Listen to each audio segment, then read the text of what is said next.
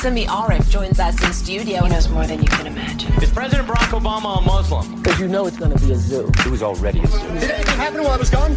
Haven't you noticed the whole place is on fire? Let me tell you why you're here. But they can only speak in question. Are there side effects? Or? Just diarrhea. My first guess is... Simmi. Knock, who's there, this guy? Lesser known somebodies.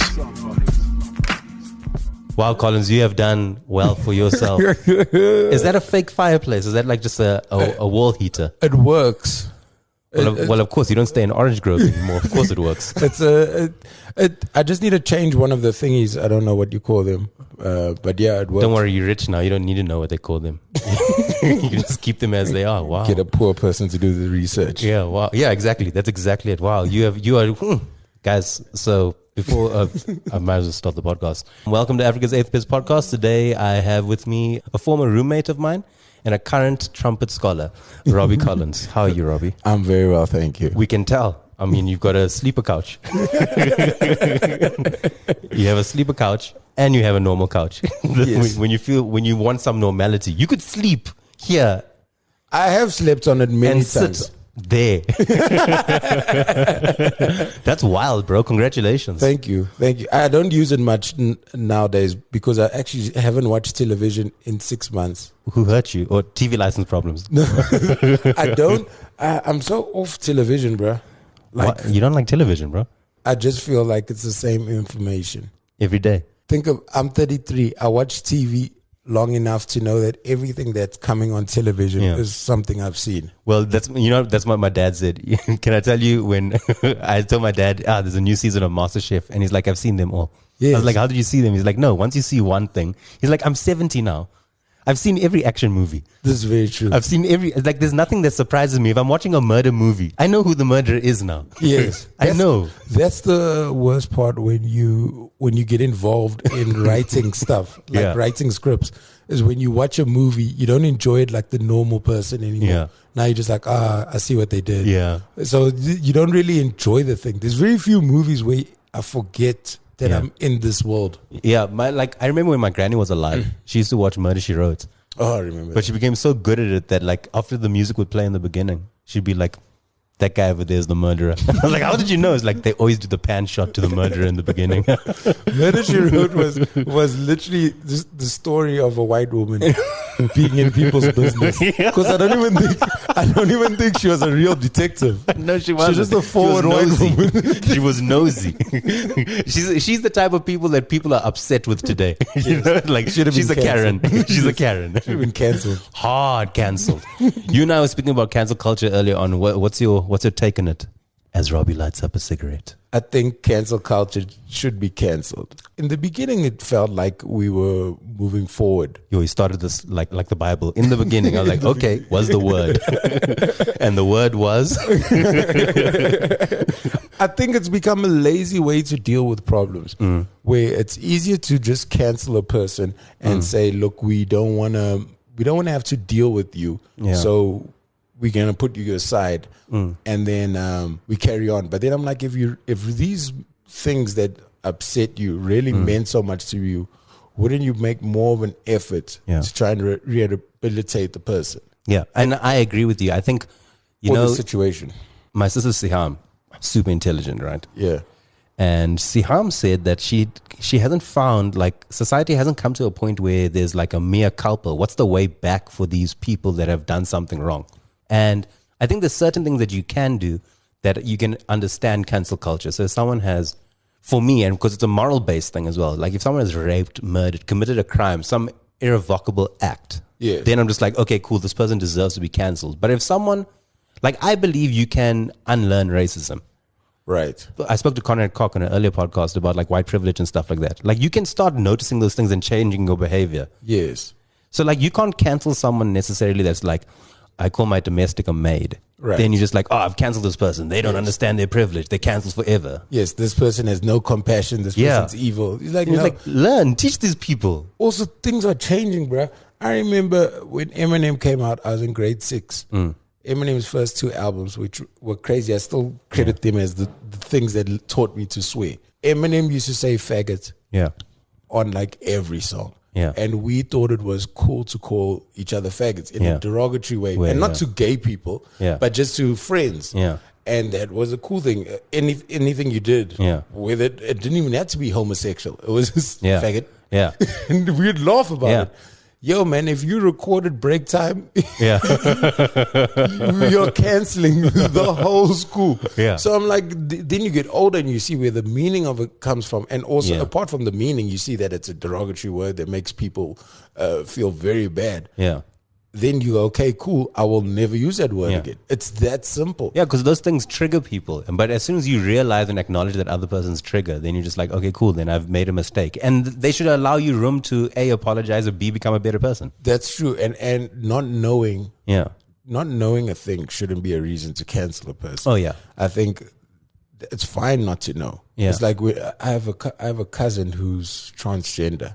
Yeah. And he went from Nicholas to Nikki. Yeah. Well, she.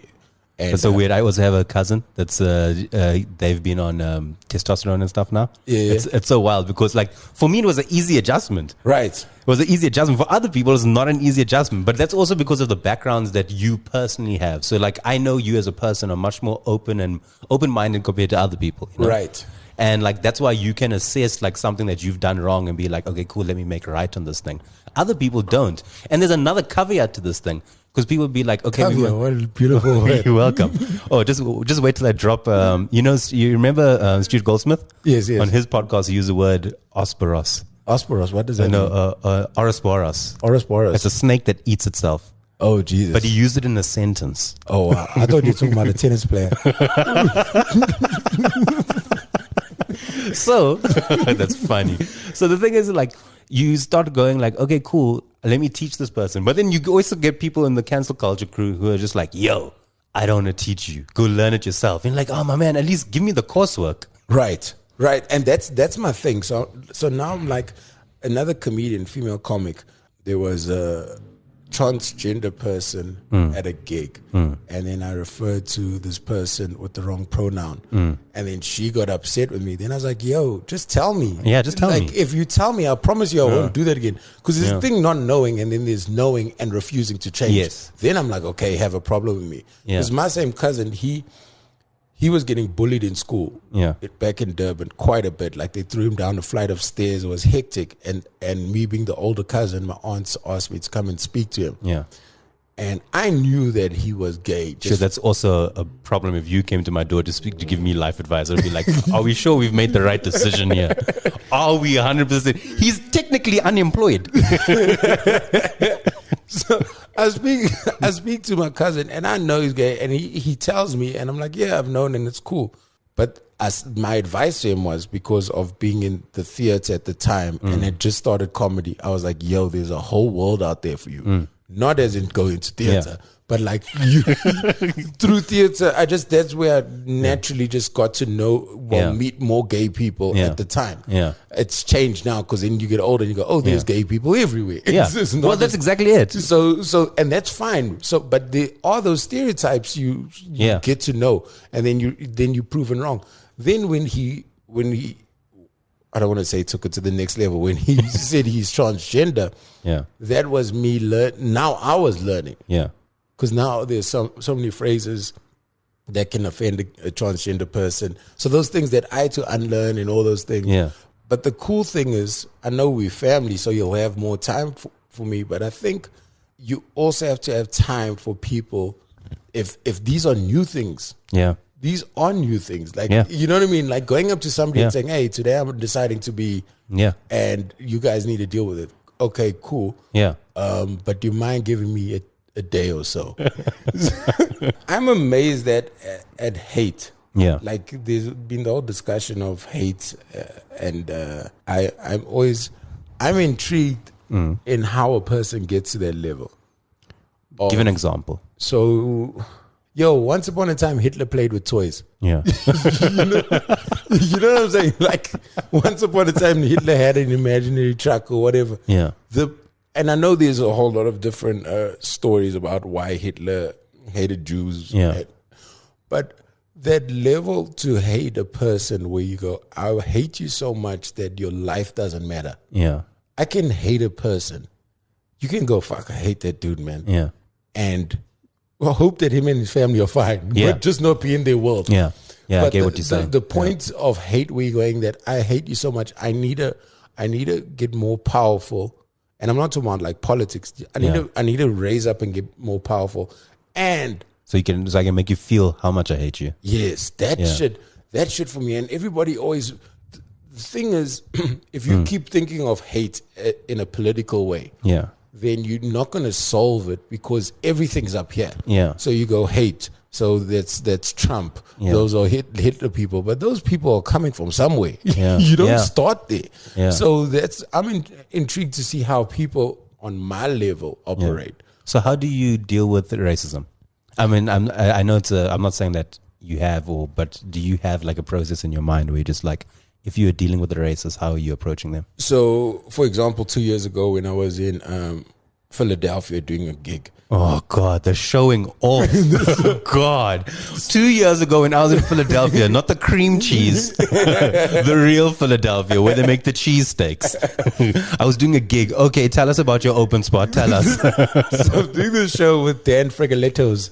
Oh, yeah. Yeah, I know Dan Frigoletto. And I'm headlining the show and I have to do 20 minutes. Headlining in Philly. Wow, you had to correct the open spot comment. Okay. I'm doing 20 minutes. The show's going really well. 10 minutes in, this lady, she looks like she's maybe between 60, 70 years old, white lady. She's 3 rows back. Yeah. She's talking to a friend, but really loud. Yeah. So I go, hey, ma'am, do you mind just keeping it down? Because I don't want to go into it because the show's going well and I'm on a story. So I go, do you mind keeping it down? And she goes, and don't act like you're not in a foreign country. They can remove you. Yes. You know? So she goes like, not even looking at me, like still talking to a friend. Yeah. And she goes, I don't have to answer to no nigga. You. Louder. Then the whole crowd, oh. You know those. Yeah. You know when even white people are upset with another white person. Like, come on, Karen. Oh, please, Karen. Keep it in the WhatsApp group. Yeah, please. Please. So then I like, because you can feel the whole, like she sucked the air out the room. Yeah. And then I just said, look here, ma'am. I don't agree with what you have to say. First of all, the whole room is white. There's only another black guy who's at the back. Yeah. And that's Dan Frigoletto. So then I say, look, ma'am, I don't agree with what you have to say.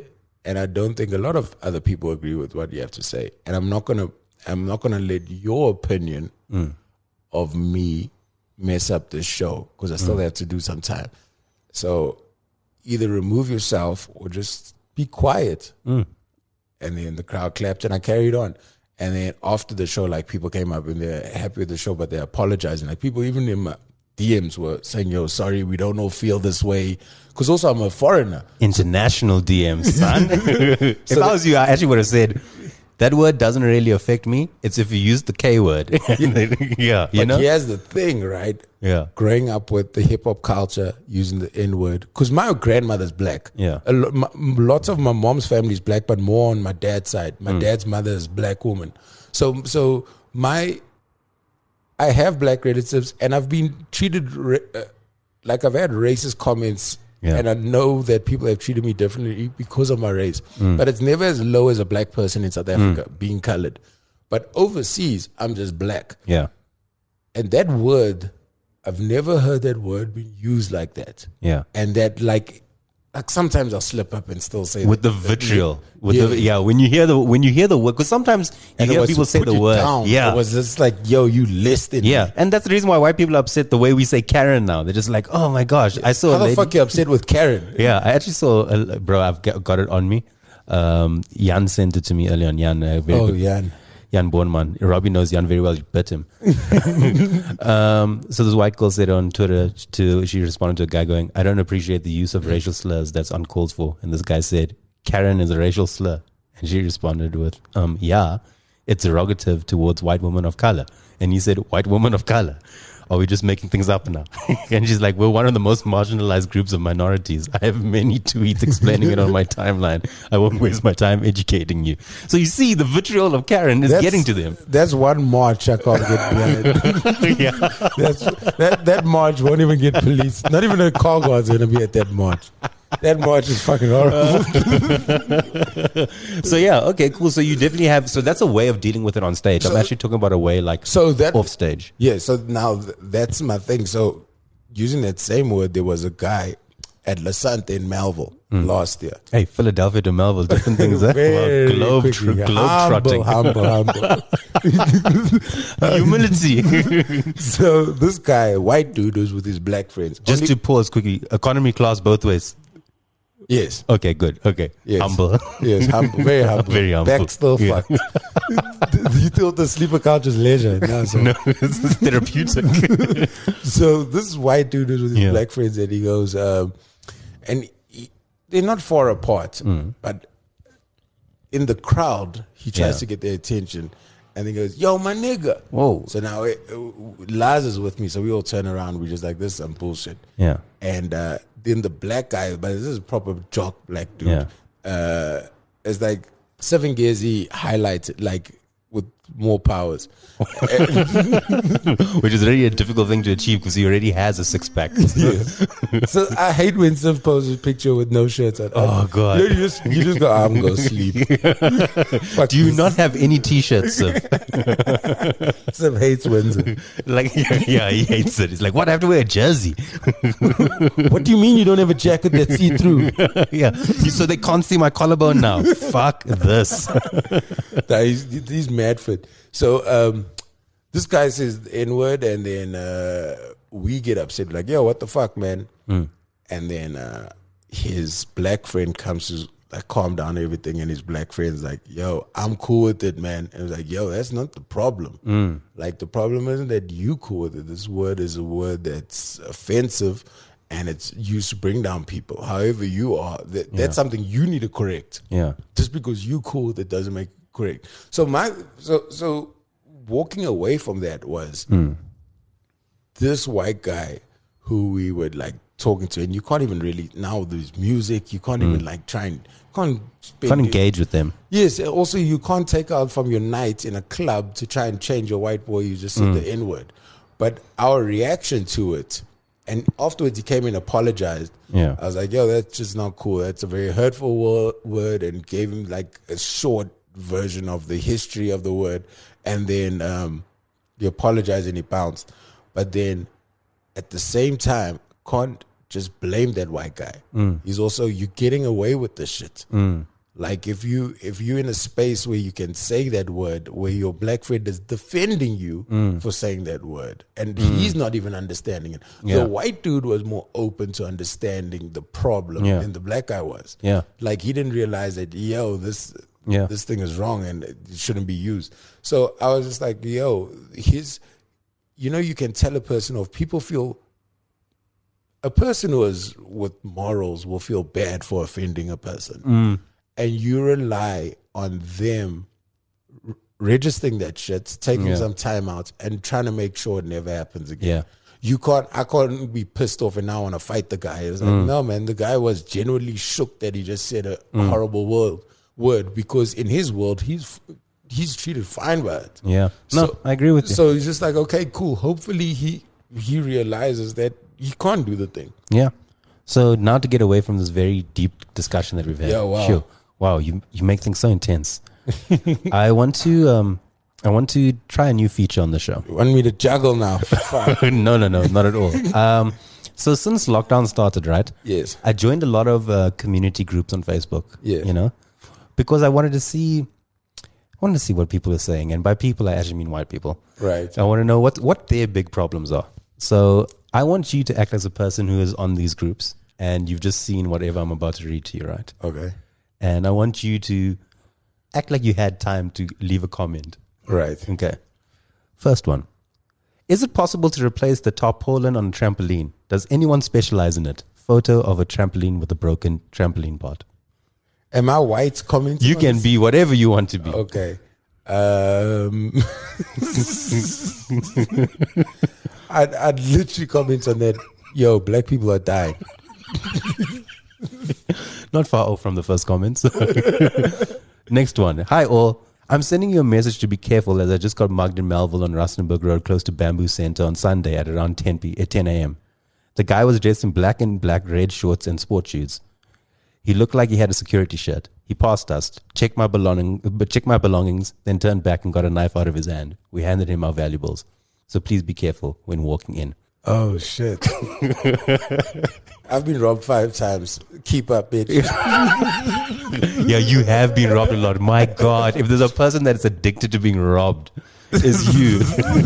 You are addicted to being robbed. I don't know what it is, bro. Gives you a rush, bro. Other people do cocaine. You do like, yo, where can I go get robbed? In Cape Town, I got robbed an hour before I had to do a one-man show. Jesus, that was hectic. And then in the show, I do a joke about being robbed. Yeah. And like my girlfriend at the time, she could see because like my voice started shaking. I was still very much in the thing and it was too real. I just thought you were being hella rude to me because I saw you the night before, right? And I was like, yo, I'm going to pop through to your show. And you're like, sure, come through. I'll leave some tickets. Then I WhatsApped you going, yo, man, can I come through to get some tickets?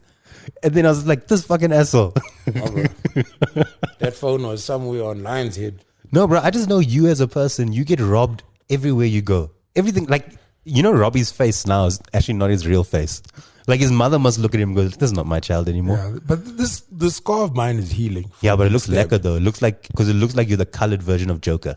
You know, like, you know, everybody goes, like, when they do that famous Joker scene with the guy that died in the latest Batman one. I say latest, Heath Ledger. Yes. And then he does the smiling quote he always does, and then like, why so serious? You know, like Robby actually did that.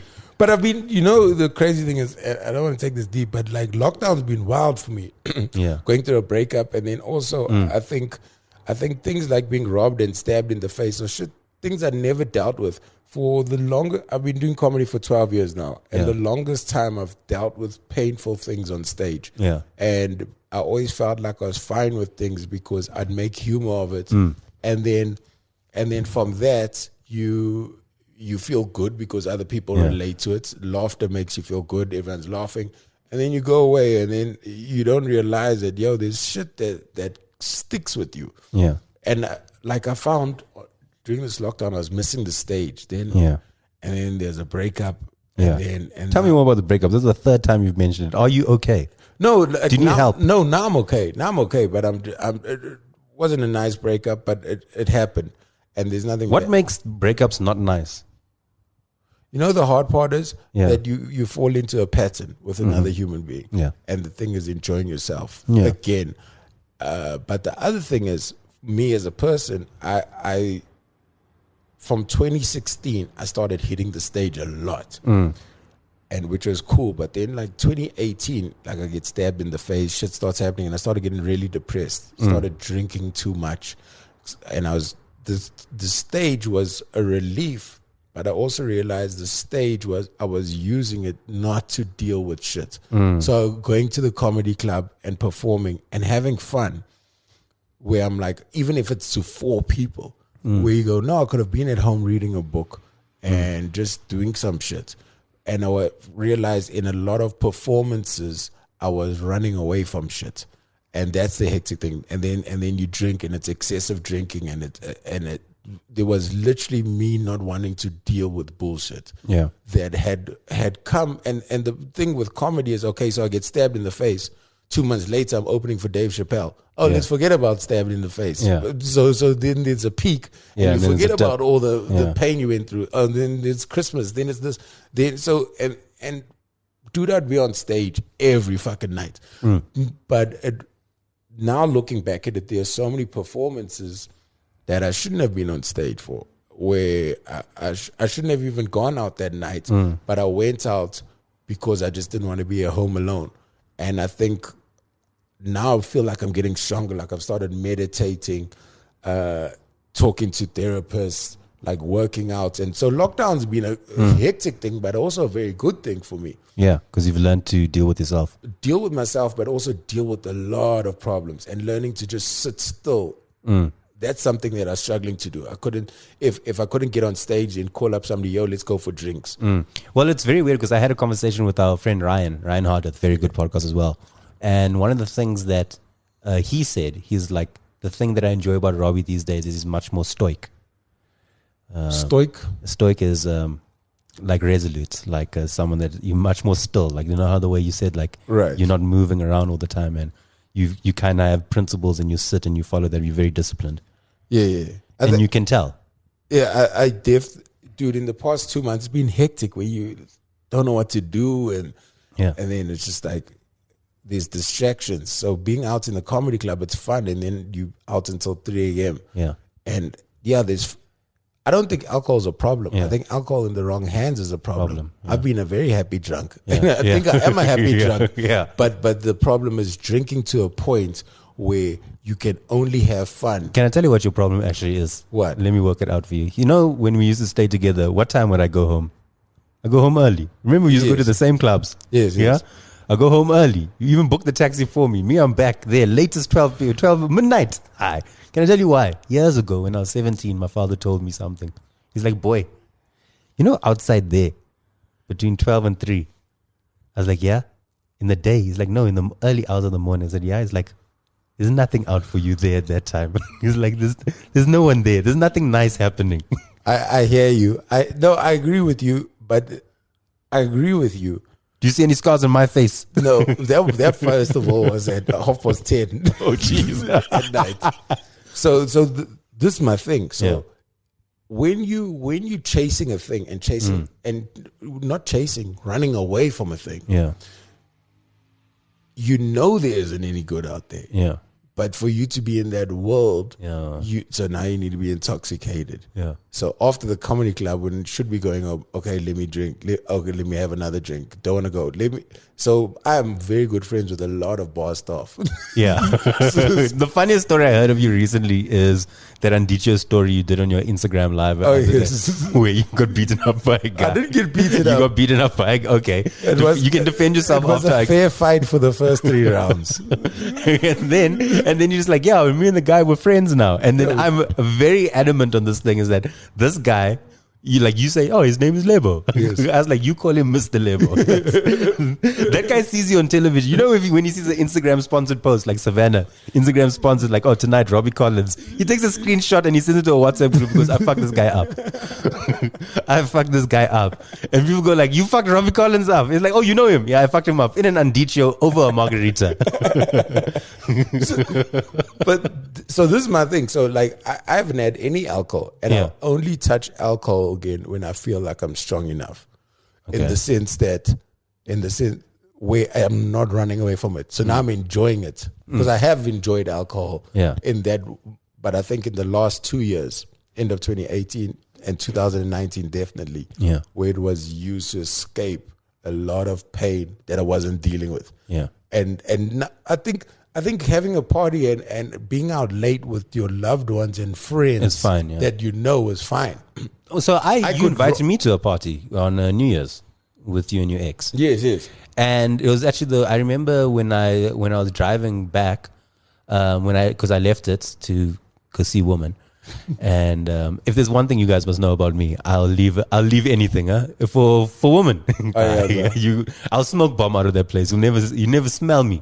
You see, I'm the opposite. I'll leave a woman hanging if I'm out having fun. That's how I used to be. I don't think now I wouldn't do that. So I just remember I was like, look, this guy is having a dope party at his house. This is a dope thing.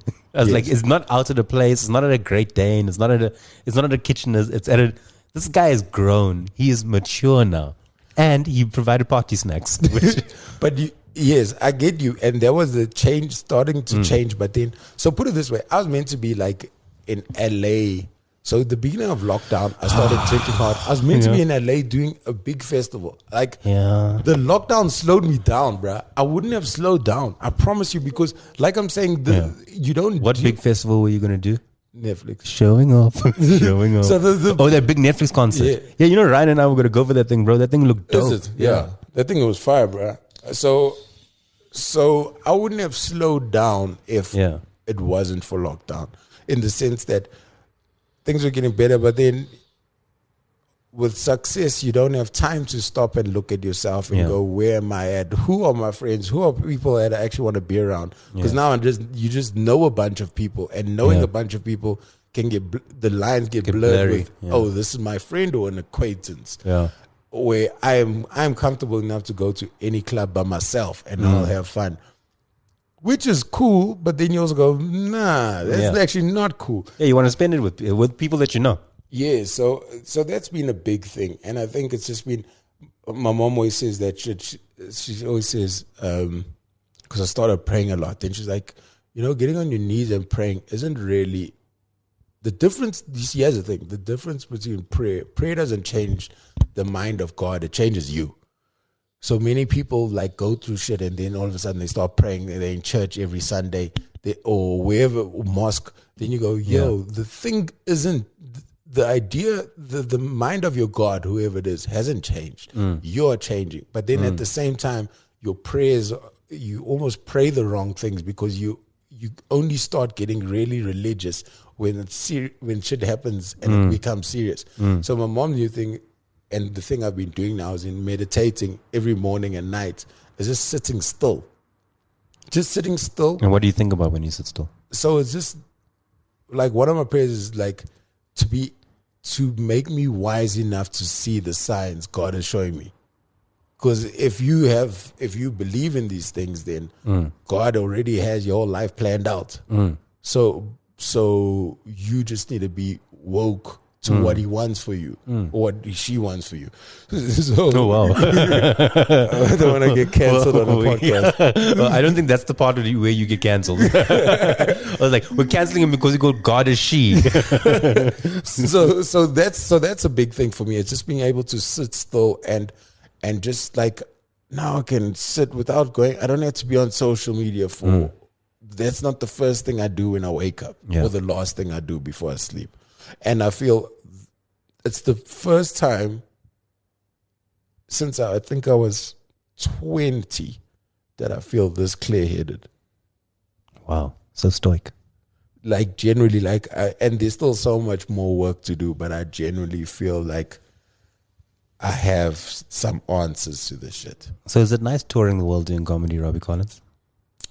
Shame. You try to make this thing very funny, jealous. a funny podcast. And I can tell you right now, the last 13 episodes, not one that's fine. Oh, maybe that's the Stuart Goldsmith podcast is hilarious because he's from out of town and, we're bantering. We ripped off Bob Bob Perfect for like 20 minutes. But when I spoke to Conrad Koch, Conrad is a funny person. Sure, Conrad worked out a lot of issues on my podcast. I love talking to Conrad because Conrad goes deep. Like I've always found myself going very deep with Conrad about anything. Oh, we get it. You got friends, bro. It's also nice. Like if you feel bad about yourself, just go talk to Conrad, and I promise you, Conrad will always feel worse than anybody else because he's white. Conrad feels bad because you are feeling bad. Because I told him on the podcast, I was like, yo, man, I'm looking for, tell me what's the process of getting like some form of international representation? How can I get overseas and do gigs, right? And Conrad said, don't worry, I'm going to help you. Bro, I haven't checked the WhatsApp messages. 17.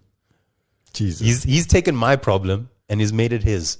And he's just like, I'm going to solve this thing for you. Those people are very important in life. I just know I can't be that person. Yeah, I don't need to I'm not saying don't contact me for problems, but I think I got a list of people that I'll pull up with if they had a problem. Like if you WhatsApp me, be like, yo, I've got this thing. I'll be like, on my way, or I'm going to sort it out. But if you are some guy off the street, or we've met a few times, like, yo. Yeah, our own library. I don't give a fuck about blue ticking people, eh?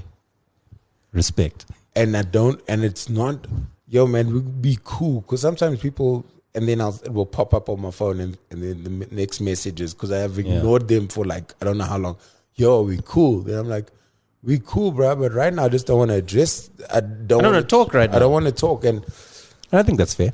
I think also that we too out there. Like people just feel like they can just talk to you at any given time. And I was telling my sister, I was like, I hate that I'm accessible. And I think that's the reason why I dislike Twitter a lot now. I haven't been on that shit since 2017. And a substantial amount of Instagram, because just because you follow me doesn't make you accessible to me. Doesn't mean you must talk to me. Right. Because, I mean, if you look in a small microcosm or macrocosm, maybe Ian Wright got a tweet from a kid who's he's got calling him all these racial slurs. You know, and he's like he's a Premier League winning striker with a very big head. Yeah, he's very big head. Big. But I'm just like, you can't have access to this guy and just swear him. Yes, like that doesn't, just because you follow the person or you know that they exist on a platform does not mean you have access to me. Yeah, that's the problem, man. Everyone deserves an opinion, but not everybody's opinion deserves to be heard. Yo, and people. You see, during lockdown, I had the late night show, and then I realized at one point I wasn't feeling happy with the show, and it almost felt like I was treating it like I was doing the stage, yeah. And I was like, oh, this is just now become a replacement of okay, I don't have the stage, so I have to be same thing that I did with the podcast. That's why I stopped for such a long time for lockdown, bro. I don't think I did one episode, right? And then only recently I've just been like, I'm going to do this thing how I want to do it. So I was just like, I'm not going to get new guests. If I want to go speak to Robby 3, 4, 5, 6 times in a row, I'm going to pull up over here and start enjoying myself again. Right. And totally. And that's why you build relationships. Like, imagine if you hung out with everyone you know equally to make sure that you hang out. Like, what's his name? Will Ferrell, his wife said that Will Ferrell doesn't want to wear out any of his shoes. Yeah. So he'll have them in rotation. So even if he's wearing a tracksuit pants, if the next pair of shoes are smart shoes, he'll wear smart shoes because he doesn't want to fuck up the sole. So like that's how he dresses it like. Oh wow. So it's just like, which is like the total opposite for me because like I'll wear the same, like bro, these black Huarache from Nike. Oh yeah. I bought myself 3 pairs. Look at these. Yeah, your Vans are worn out, but I've always known you to wear Vans. Do you still have the sponsorship? No. They pulled out at the wrong time, huh? No, you're going to Philadelphia now, guys. Come on, Vans. So these white ones, I have another pair that's like new, but these ones are like my foot is molded into this shit. Yeah, it's ripped even. It's ripped, but how do you keep them so white? I send them to the dude up the road. Farhan put me on. Another Farhan Esad, another comedian. Yeah, Farhan. This guy's really dope. So like you'll clean like 3 pairs of shoes. Farhan is the only comedian I don't like wearing nice shoes in front of. Because he'll tell you the year they were made, how they made, and he'll spot a fake shoe from a mile away. You know how expensive Yeezys are. I'm not going to go spend like 10 grand on a Yeezy. I'm going to buy the one for 1,500 rand. You can't even tell the difference, but you'll be like, oh, the stitching over there, it's fake. I always forgive Farhan when he says things out of turn because he's from Zimbabwe. Oh, wow. Just be nice to the man. So it's man, I don't want to sound like that person who just knows all the answers and stuff, but I think I'm excited and feel like generally peaceful at heart is because I feel like I'm being Robby. The weird thing is when I was doing, like now, I'll still work hard at comedy when we go back, but the intention is different. I'm not running away from a thing anymore. That's how I feel. Now I actually feel like I have more to say. Yeah. Even though I haven't written one joke while I've been on lockdown. Like I haven't, neither. I think what people don't realize, and like, you're survival mode, baby. Yeah, you're survival mode. But I think people actually don't know how to mastermind a career. So in my head, I know that I was just like, okay, cool. I like for a long time, I didn't like doing club comedy anymore. For a long time, I was just like, oh, fuck, this thing is so lazy and hard for me.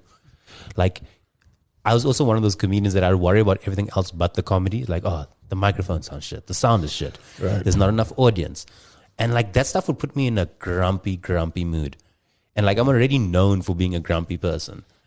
So I remember when I just took a break from it. And I took a break for a while, like a year and a bit. And I was just like, oh, my man, either fall back in love with this thing or just move on. Huh? And then I got booked for a one-man show. And I just said, yeah, I hadn't been on stage in a while. Let me go do that thing. And I enjoyed it. And then I started doing a bit more one-mans and less of clubs.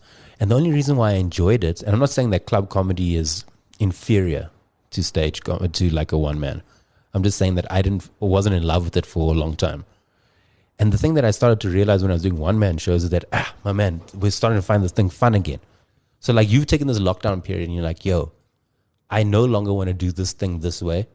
My intention is different when I go back and do this thing. Yes. And also, like, I mean, grateful is that you have the ability to always be funny no matter pandemic or out of pandemic. Right. I hear what you're saying. Totally. And that thing of, see, what you did is also very brave. Dave Chappelle has that quote where he says the hardest thing is to be true to yourself when everybody's watching.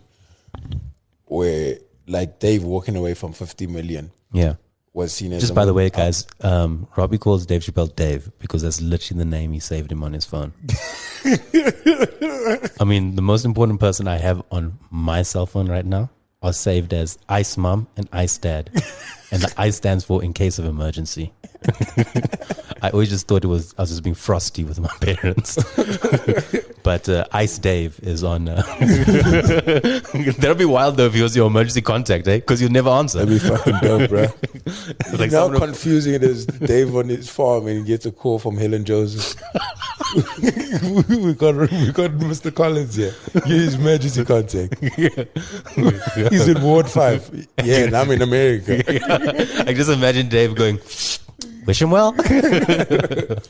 So it's like the thing with lockdown, and like I was saying, Yeah. I was forced to stop, and in the beginning it was horrible because then I was also thinking, oh fuck, I'm losing out on money. There's big things I'm meant to be doing, but it was needed. But I don't know if I'd been strong enough to walk away. And this is the problem I have with social media. I'm no longer on Twitter. I haven't been on since 2017. Yeah, I just tag you every once in a while to say happy birthday. If you haven't got it in the last 4 years, it didn't mean I didn't wish you. So now, like something like the late night show I had, I thought it was fun, and then I thought I'm doing this shit because I'm still trying to be relevant in the lockdown. Yeah. And I'm like, yo, there's a fucking... That's so true, Collins, because can I tell you something that I noticed, but I didn't know if I wanted to tell you stuff. That first week or two when you're doing it, it was fucking hilarious. Yeah. And then it hit like this weird dip. And it almost felt like you were going through the motions of going like, I'm just doing this thing now because people expect me to do this thing. Right. I almost felt like I was doing it more for people than myself. And then I was doing it for ego in the sense that I don't want to be forgotten and I want to be seen as somebody who's doing something. Who's going through the lockdown strong. Like, yo, bro, I'm not fucking strong. I'm feeling broken inside. Yeah. Let me go fucking deal with my shit. Then entertain people that I don't even know. Yeah. So that was the cool thing. I think it's like with everything that's just been happening, I think the world needs it, and it's like it's almost like it's pressure, and then eventually some shit's gonna explode, and a lot of shit has exploded, and it's just weird. Like just thinking about a bunch of things we like how do I put it? For example, I was having this conversation with my mom. And if you don't know, my mother used to be a nun before she got married. In 2 years in Cape Town. Yeah. So she's very religious. But through her religion, she's also started taking on other things from different religions. Yeah. To make you stronger. So when I like in this healing process and trying to pick up new habits, I've been speaking to a lot of things like where I read up and I go, oh, that seems interesting. And then I'll say, but I don't want to also feel like I'm going against my beliefs. And like, no, that's fine. That has nothing to do with it. You know what I mean? Like there's not necessarily borrowing in a commercial sense, but borrowing things to make you stronger. But you're also learning. And learning, and at the same time, it's also respecting a thing. If I see something in Islam or Judaism that's going to help me, that is a good thing. Yeah. And it's acknowledging that religion. You don't have to change everything. The only one I'd say, watch out for the Hare Krishnas, because the Hare Krishnas don't eat salt. Bro, I'm a Muslim and I don't eat pork, right? But yo, if you took salt away from me, son, you're fucking up a lot of dishes. Have you ever had chicken that's saltless? Hare Krishna, it's a lot easier to join the Hare Krishnas. You just need a tambourine and shave your head. I mean, like, it's very cheap. It's very, very cheap. The cheapest religion out there. And try and find yourself an orange outfit. You know, you say that, right? And I always out of say, all the colors, orange. I always say that the thing that always kills me out of like when they talk about religions and which one is easy and which one is difficult, because people think Islam is difficult, right? Right. Islam is actually pretty simple. The one that always gets me, because it's always shrouded in mystery, is Judaism. Bro, you have to do a test to become a Jew. Is it? I'm failing. Jesus. No, not Jesus. They don't like him. They don't like him. I'm definitely failing that shit. I did grade 10 twice. I'm bad at test. And like the test is not like a half-year course or like a 3-week course type of thing. It's long, bro. It's weird. I was having this conversation with Tats and Konto, and I was just saying how with the racism shit, how crazy it is that this has nothing to do with Jews. How crazy it is that white people, like that Karen thing, saying it's a racial slur. White people calling white women Karens is still a nice thing. Very nice. So you know what I'm saying? So even if you think about stereotypes, so the stereotypes of colored people, they're gonna stab you. They got no teeth. They da. Black people can't swim. You know, all races of color have negative stereotypes. White people can't dance. Yeah. But man, you can still That's a succeed nice in life. stereotype. You don't need rhythm to get a home loan. Yeah.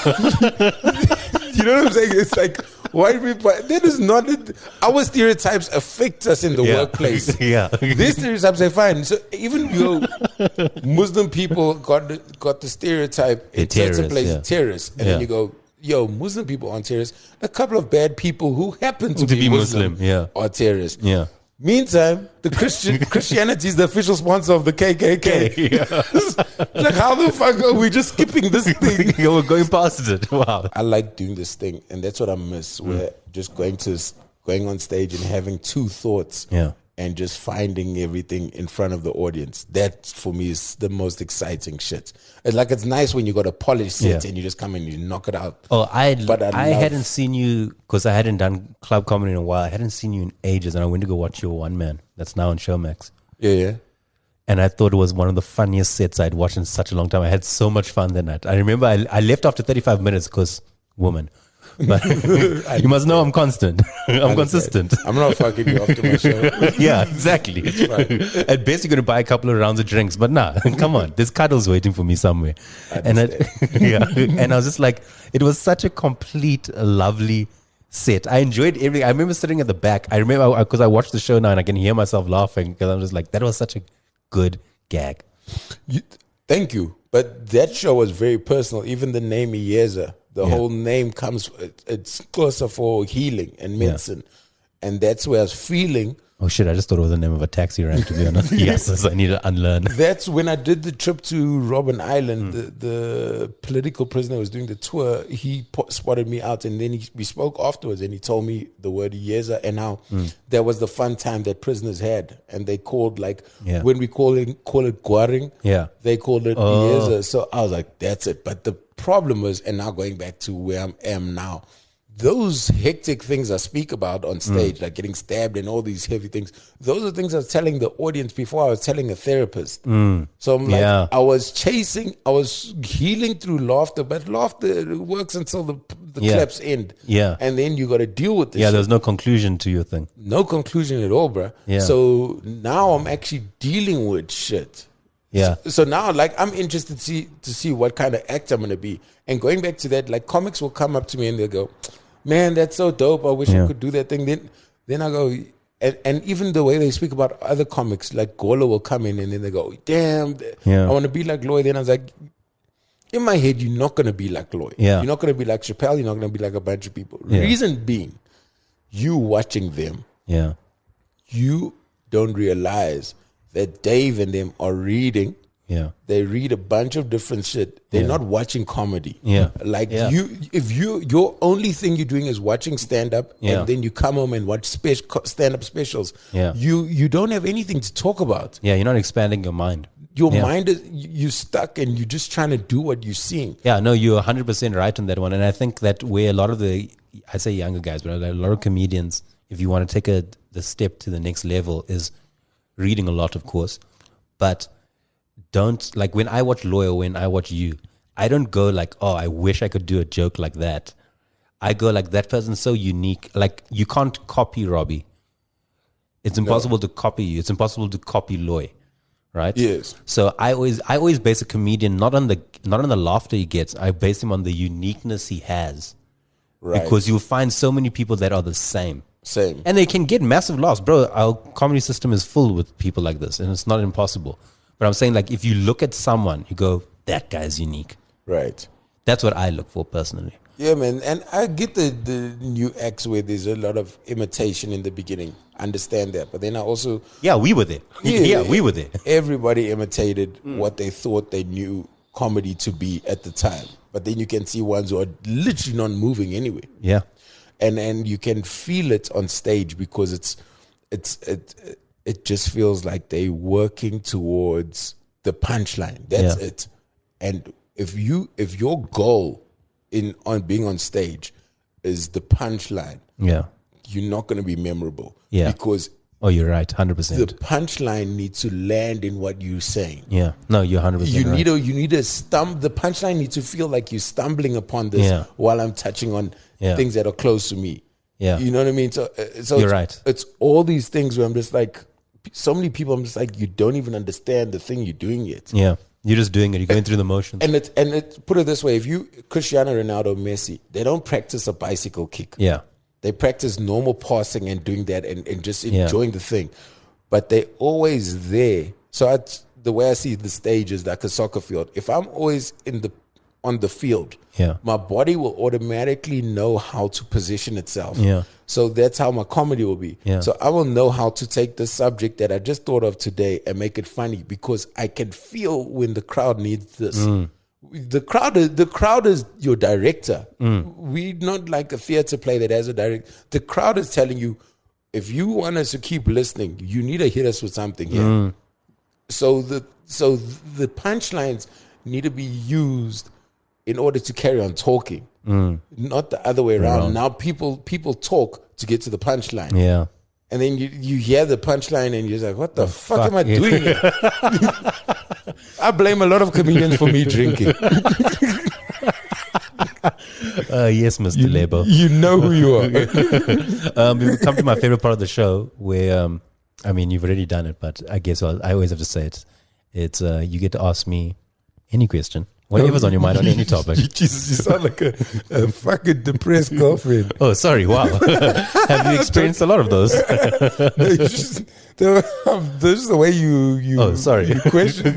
I was also lying down on your sleeper couch. Yes, and I was just like, oh, sorry. I know because. How do I make you feel, Rob? Yeah. Oh, I hate my therapist so much, bro. I had to change therapists so many times because I was in an abusive relationship. I kept on going back to the same one after an alternative one didn't work. Yes. Like there's a girl, this is how desperate I was for a therapist at one stage. I was like, there's a girl called the Pink Shrink.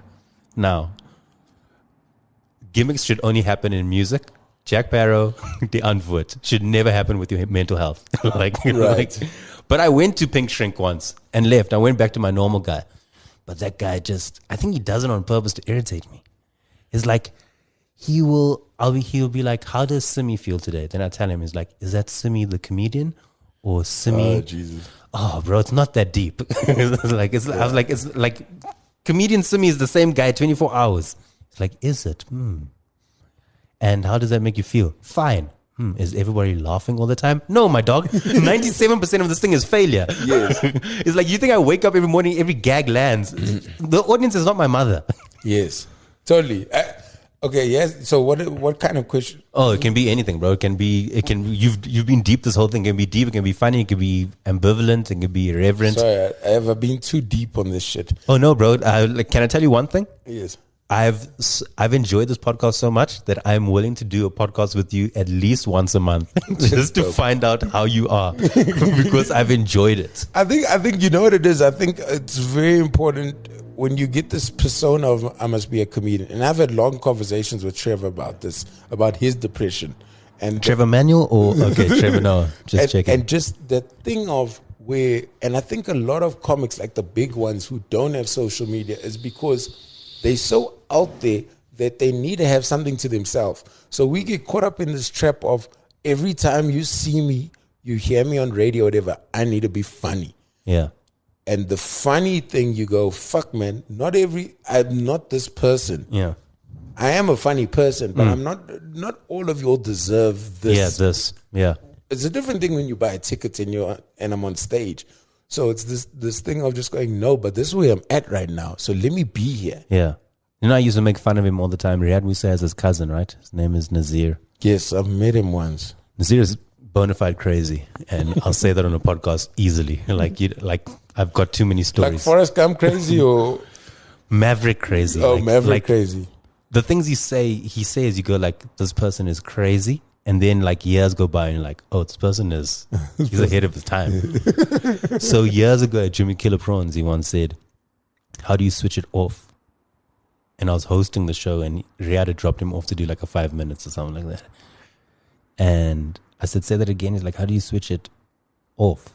I was like, switch what off, my dog? He's like, how do you switch the comedy off? And I was like, I don't switch this thing off. Years went by. I had gone through relationship after relationship, and then I realized what he meant. When are you not this thing on stage? Right.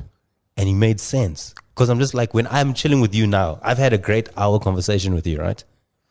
I don't care if there were laughs or not. Yes. I was like, oh, why is Robby not being funny? I was like, no, because I understand Robby. I know Robby as a person. I know how funny Robby is. The Robby I'm actually getting now is better than the click, here's a joke, click, here's another joke, you know? And I understood what he meant by switching it off. When are you just normal? Yes. What's your normal? What is this thing that you are now is your normal? Your normal should be, you should be happy with your normal. Because the stage should be you unleashing all the things that the stage should be you unleashing your normal at a different height. Different what's the word I'm looking for? Level. Must I start guessing? Not level. It was a dope word. I was going to be very proud of this word. Ouroboros. Yes, Ouroboros. you should be you, but you should be a heightened version of yourself. Yeah. You know, it was a condensed version as well, because you're only on stage for a certain amount of time. Right, and also at the same time, if you're really confident and know your shit, who you are off stage, you'll be proud of what you do on stage. Yeah, you're right. That's why I don't need to go and check tweets about how people feel about my comedy. They've told me when I was up there. Yeah.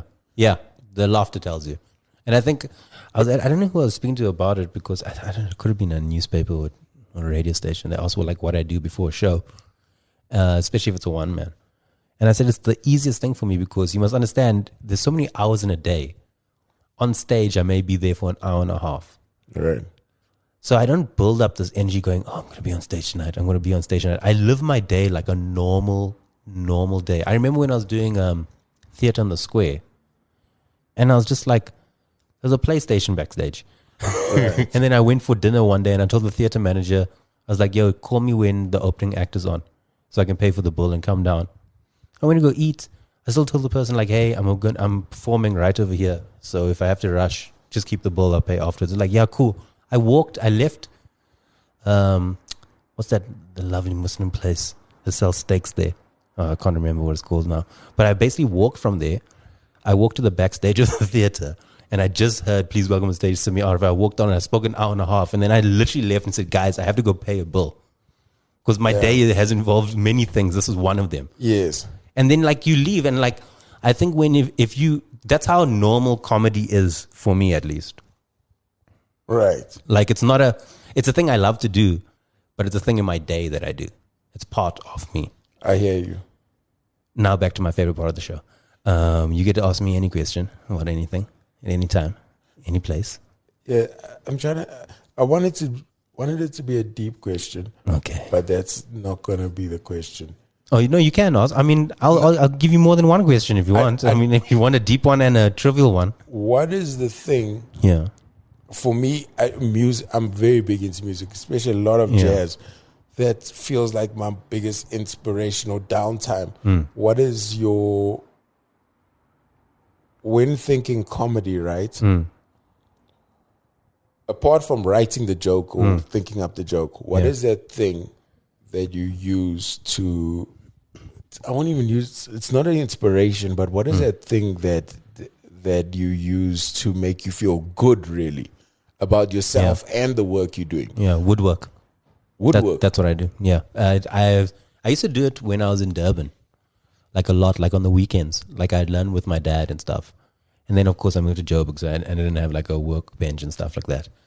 And then I did this campaign recently for Ryobi, and they sent me all these tools and stuff, and I got to do some stuff during the lockdown. And I just realized how much I enjoy it, because it's so therapeutic, and you're building something with your hands, and it's a process. So like, it's similar to comedy where you build a joke. Right. It's a process. and you have to make sure this the things are done right. The bolts are in the correct place, the screws are in the correct place, the measurements are done correctly. And I think that, I made like a simple workbench. It took me about 3 or 4 days to make, and like 5-6 hours in a day. And I think that was so calming that it made it, the only feeling I've ever had like that is when I've been on stage and the zone is correct. Right. And I think for me, I love it. Like woodwork for me is like working out a formula, like taking a Rubik's Cube, mixing it up and trying to get the colors back together and solve it. Damn. Yeah. I loved it. I love it. I still love it. That's how I feel about the trumpet right now. Yeah. I hear your trumpet. You're killing it. I'm learning a few. The hardest part is blowing, but I see jazz music like how comedy is, where there's a basic melody and then the solos, like you get a trumpet solo, drum solo. That's the riffing. Yeah. Almost like you find your way back to the joke. But I like that idea of just going with it. Yeah. Like I watched a 10-part documentary on the history of jazz. Get a life. Get a life.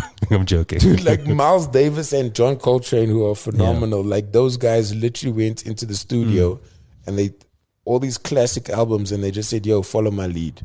You know what you need to learn as a basic though for your trumpet? What? We need you at the sport days, bro. We need you hitting us with that. You know what I want to do with this trumpet? I want to be able to find out, there's jazz at a place tonight. Rock up with my trumpet and just look at the basses. But can I?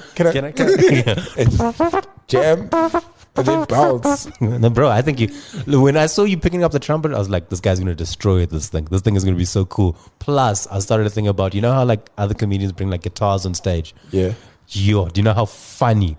Just the physical taking out of the trumpet on stage. You're just like, hey guys, I've been practicing during lockdown. Other guys were writing jokes. I was writing music. And now you take it up and you assemble it. And then I just think about there's nothing, because you can't speak while you play it. Yes. Right? So it's just you playing music at the end. But only a trumpet could sound horrible. Yeah, but a trumpet, that's the thing. Could sound horrible. Some days I'll wake up and play, and from the beginning it will just be dope. And then some days I have to literally warm up. So like some days the first few blows, just nothing's coming out the way you want it to come out. But I find that exciting, man. But also you do suffer with it because you got a damaged face, bro. So like you don't the suction cap this for does the blow. not hinder my shit, bro. I'm sure it doesn't. I always wanted to ask you, and I thought it was a bit insensitive, but I think I'll just ask him now. Yes. When you got stabbed in the face. Yes. And the person's, I'm assuming they stabbed you a few times, but they connected once. In my hand and in my face. Okay, cool. As soon as you got stabbed, did you think, dope 30 minutes coming up? I didn't know I was stabbed in the face. Oh. I just started bleeding. Oh. When I ran back to Kitchener's, and Lars saw my face, his reaction let me know. And then it was like, Lars had a reaction other than, yo, Rob, your face is. Lars was literally, oh, fuck. Because also the car guard saw me first, and they went to call Lars, and they were just like, what the fuck? So when you scare car guards, that's seen shit. They've seen shit. Okay, something's on my face. So, Robbie, this was a great interview. Oh, sorry. No, you can continue, bro. I mean, if you want to. You know, I've been worried about this whole lockdown. What? Pam Andrews.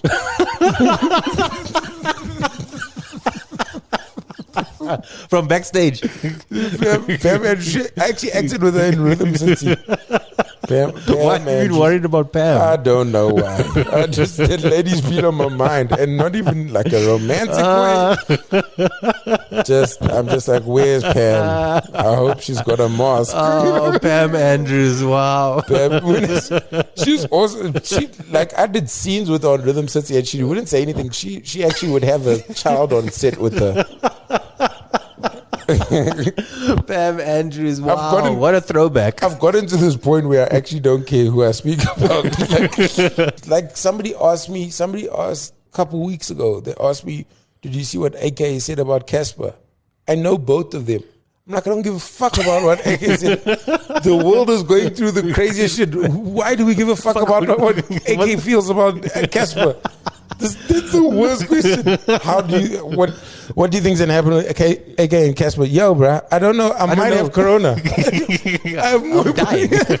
People are dying around us, and we are worried about how AK feels about Casper. It's true. I'll agree with you. I got this thing where, like, I'm not scared of losing a gig. My man, if I can make fun of a comedian and they get touched and they say, like, yo, you can't come to the gig anymore, I'm safe, huh? But this is my thing also about, like I said, do this joke about Maps Mopinyane being on everything. So in years, I literally bring up Maps the whole show, and I just throw him in different scenarios. And then somebody said, yo, what if Maps hears about it? I was like, I'm saying that Maps is on a lot of things on TV. Yeah. If he's insulted by me saying he works a lot, then he needs to check himself because he's ungrateful. And like, if AK had to ask me, yo, what did he say? I'm like, yo, bro, I think that you spend too much time. You and Casper spend too much time discussing each other. You're both very successful. I don't know why those guys, if they want to shut shit down and become like international, they'd combine their powers and drop an album. True story. Dude, they would be so big that America and Europe wouldn't be able to ignore them. Yeah. They're already so big in Africa. Bro, you're right. So I'm just like, I'm trying to help you see the lights. It's true, bro. I've always known you as a person that has said people's names in gags. I mean, Nolene. Oh, I'm scared of that woman. Oh, you still? No, I'm not scared of her. Yeah, you're not scared of her, but Lotswing told me that she found out about the joke. Then I saw her. I saw her in Rosebank. Yeah. And then she was walking, and then I thought she saw me, but she had just seen Krispy Kremes. So I ran down the way. there you guys got your 10 laughs.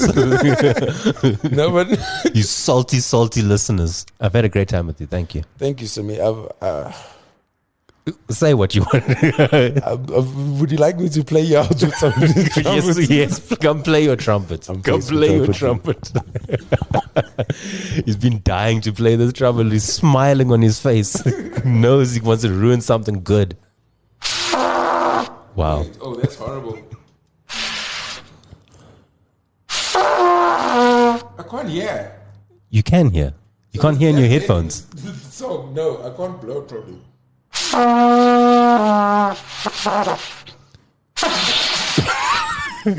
Wow. Pressure. No, don't be. I'm laughing too much. Guys, am I on? I'm not on yet. You are, bro. I can hear you. Okay. Yeah, guys, that was my trumpet playing. No, it's not. That's horrible. You guys can check me at the Orbit when they open again. Yes, on the 6th of September, I'll be at the Orbit. I'm selling tickets through Checkers.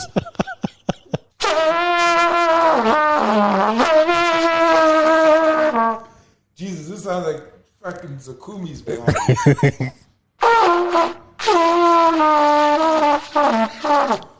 You know what your problem is? It's not sounding nice. What's my problem? I told you earlier on. It's the after the cut. I never sound like this. You know what? I'm going to come record with you next week as well. And by then, maybe you've learned 4 more notes. Okay, cool. That was, sorry guys about that. But the Orbit, 6th of September, you said. 6th of September. We can actually just cut this part out the show. This doesn't have to be. No, we'll keep it. No, we'll definitely keep it. I will be playing probably by next month. Okay, sharps. All right. Simmi RF joins us in studio. He knows more than you can imagine. Is President Barack Obama a Muslim? Because you know it's going to be a zoo. It was already a zoo. Did anything happen while I was gone? Haven't you noticed the whole place is on fire? Let me tell you why you're here. But they can only speak in question. Are there side effects? Or? Just diarrhea. My first guess is Simmi. Knock, knock, who's there? This guy. Lesser known somebodies.